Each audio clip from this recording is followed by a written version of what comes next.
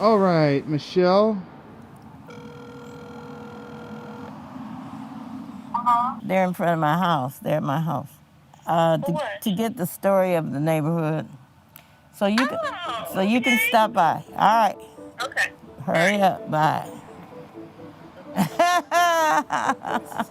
That's the way it's. I'm in the neighborhood. You know, I'm Michelle, and that's Jubilant, and then there's Robbie. Robbie runs the Black Santa Monica tours. She'll tell you about that.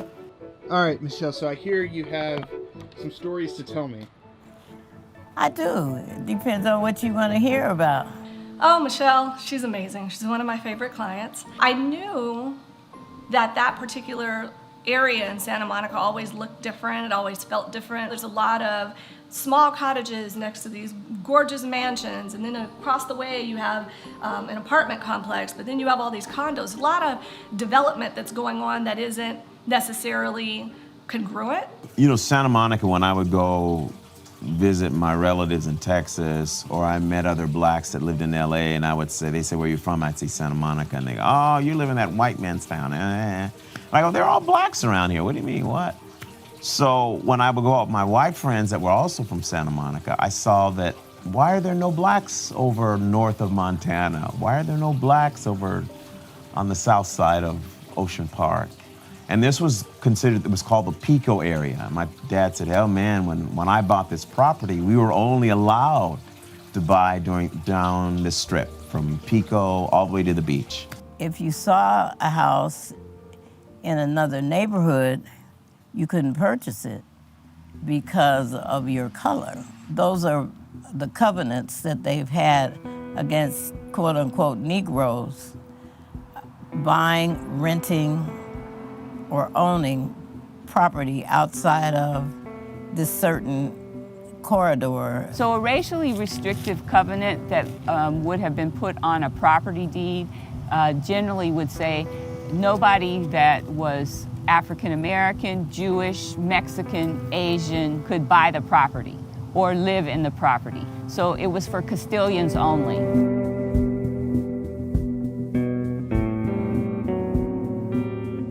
Property that went for, I don't know, $50,000 back in the day or less.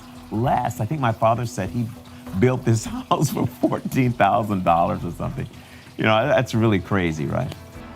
You know, it took, I understand your question, and that is a good question. There's a lot of family history here. And so, therefore, it's kind of bittersweet, me leaving.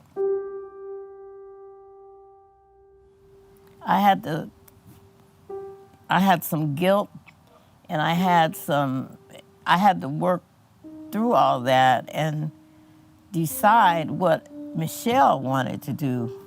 A lot of people will say, oh, you know, there is a legacy here. As the citizens in this community move, so does somewhat of the history in their story.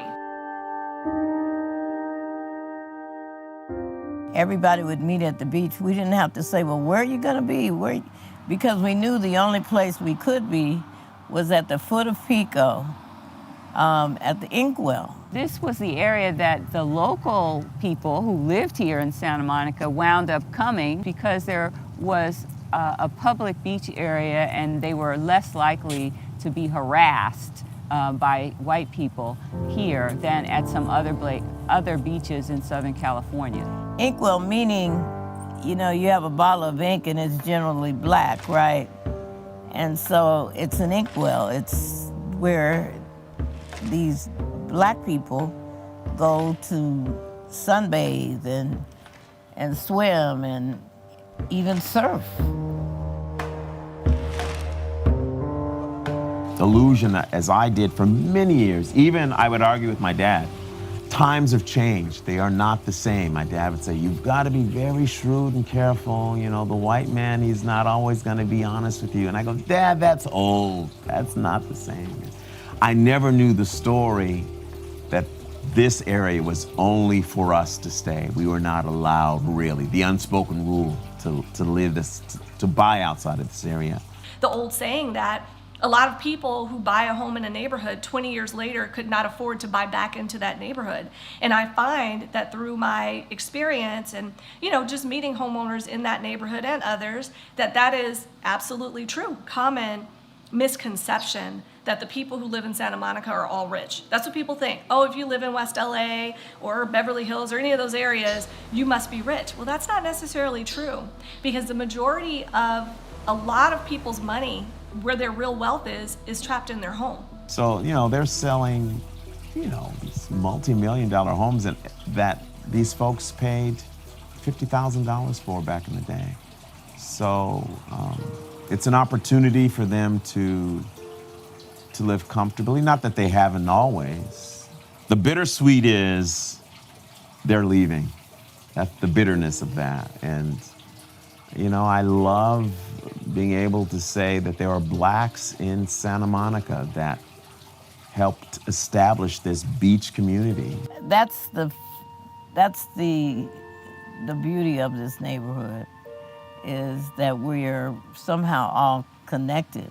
As these properties are being sold, the story behind this neighborhood, I fear it may be lost, because the neighborhoods tell you the story through the inhabitants. Nothing ever ends. It just continues. It may stop here, but spirits are here. They're good spirits. I think the man that bought the house, I think he felt those spirits. I will be going to be near my granddaughter, and that's who I want a legacy with in another part of California.